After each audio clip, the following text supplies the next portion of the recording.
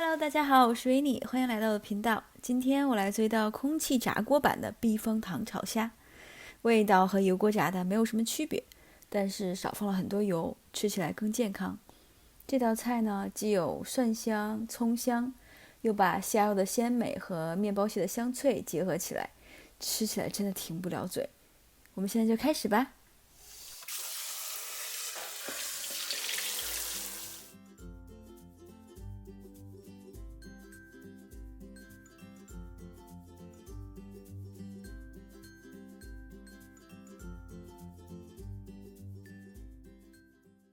我想给这个虾开个背，然后这样可以把这个虾线挑出来。如果挑不好，可以拿牙签挑一下。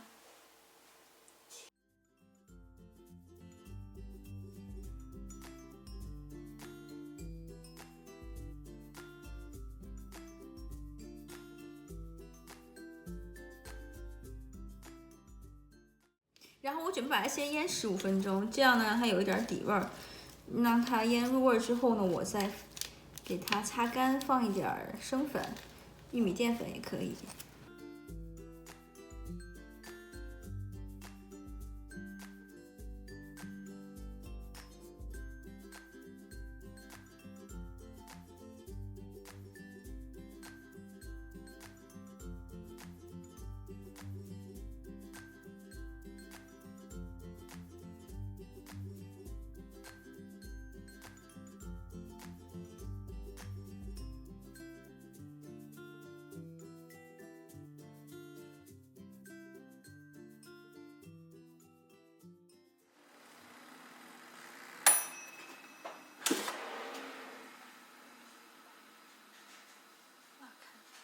现在已经可以了，我大概炸了12到13分钟的样子。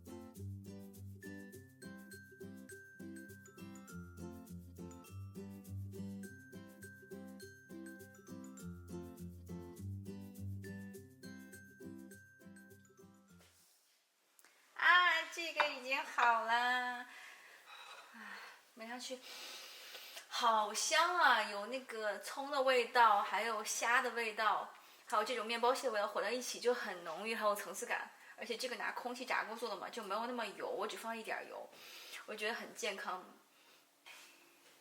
我尝一下。